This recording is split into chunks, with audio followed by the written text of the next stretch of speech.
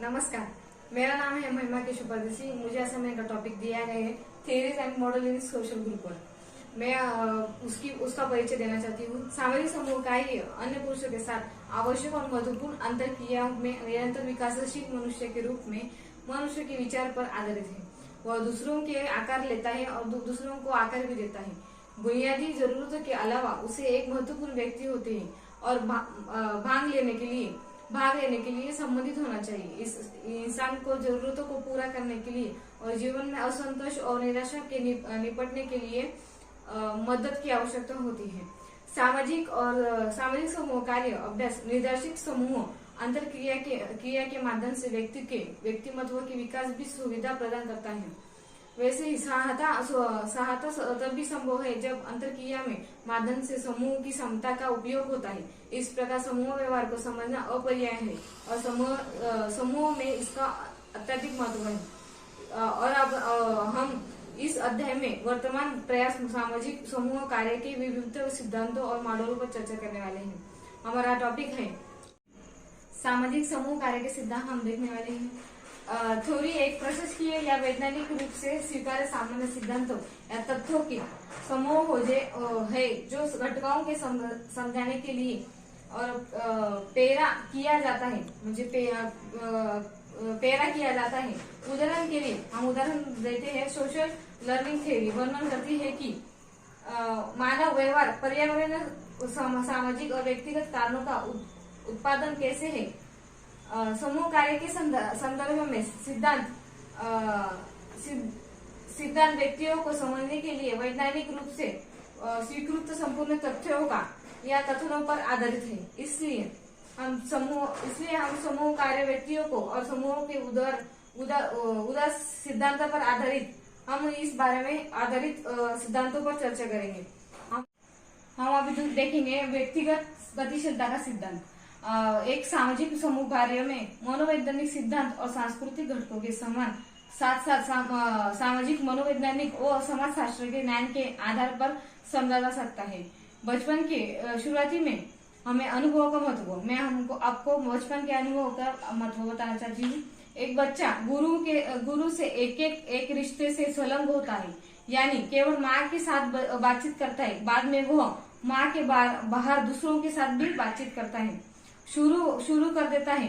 परिवार के भीतर या बच्चों के एक मूल्यवान मानसिक और भावनात्मक सीखने का अनुभव प्रदान करता है, जिसे वह बड़े होने पर लागू करता है, शुरू कर देता है और अंतरंग परिवार समूहों से साथियों तक पहुंचना शुरू कर देता है।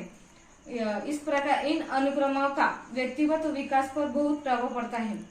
मनुष्य के कार्य और चेतन प्रेरणा के साथ साथ सचेत और तर्कसंगत रूप प्रभावित होते हैं। यह अवधारणा सीधे समूह कार्य अभ्यास से संबंधित है। समूह कार्यकर्ता मार्गदर्शन करता है। सामाजिक समूह से सिद्धांत और मॉडल कुछ व्यक्तिगत और सामाजिक जरूरतों को पूरा करने के लिए समूह में व्यक्तिगत सदस्यों को कार्यक्रम की गतिविधियों में भाग लेने और समूह के अन्य सदस्यों से संबंधित होने के लिए काम करते हैं। दूसरे शब्दों में कठिन आंतरिक शक्तियों को नियंत्रित करने की क्षमता प्राप्त करती है। वैसे ही और समूह कार्य के माध्यम से दूसरों के साथ निरंतर संपर्क के माध्यम से व्यक्ति की अंतर्दृष्टि को मजबूत किया जा सकता है। हम अभी बात करेंगे। अपना दूसरा टॉपिक है मनुष्य का विकास सिद्धांत। इस बारे में आपको मैं बताना चाहती हूँ। मनुष्य अपने जीवन में विभिन्न चरणों में से गुजरता है। पहले वर्ष में जब वो बच्चा छोटा जो बच्चा रहता है, वैसे प्यार करने के वाले वयस्कर के अधीन होता है। मतलब जो छोटे बच्चे होते हैं वो जो वृद्ध होते हैं, जो वय से ज्यादा होते हैं, उनके अधीन होते हैं। तो विश्वास की भावना स्थापित होती है। अगले चरण में स्वायत्तता की भावना तब महसूस होती है जब बच्चा अपने आत्मनिर्भर की सीमाओं को समझ सकता है। तीसरे और चौथे और पांचवें चरण में क्रमशः पहले की भावना उद्योग की भावना और पहचान की भावना है। अंतरंगता की भावना जो आगे आती है। दूसरे लिंग और विवाह की रुचि भी शुरुआत होती है। वयस्कता माता पिता की भावना की अवधि है। अंतिम चरण अखंडता की भावना है। जब तक अच्छी तरह से एकीकृत वयस्क खुद को दूसरे से अलग स्वीकार कर सकता है और फिर सक्षम होता है। इस विकासात्मक सिद्धांत को स्वीकार करने के बाद एक समूह कार्यकर्ता यह जानने की कोशिश करता है कि क्या समूह सदस्य जिसके साथ वह लगातार व्यवहार करता है उसके विकास के विभिन्न चरणों के माध्यम से पर्याप्त विकास हुआ है।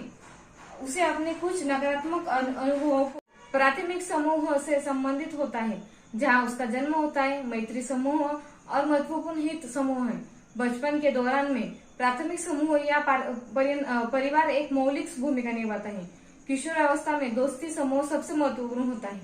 दोस्तों समूह सबसे और वयस्कर महत्वपूर्ण रुचि समूह के तलाश करती है।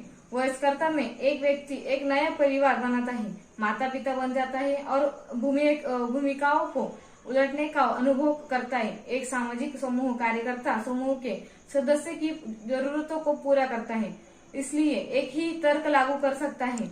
उसका ध्यान या जोर समूह के लिए लक्षणों से गहन रूप के जुड़ा हुआ है। विकासात्मक समूह में कार्यकर्ता प्रवेश व्यक्ति की विशिष्ट आवश्यकताओं के अनुभव होता है, जबकि कार्य उन्मुख समूहों का में हालांकि ध्यान प्रत्येक व्यक्ति की जरूरतों पर होता है। उपलब्धि पर अधिक जोर दिया जा सकता है। ये समूह कार्य के लक्षण थे। मैं आपको ये असाइनमेंट पूरा बता चुकी हूँ। इसके लिए धन्यवाद।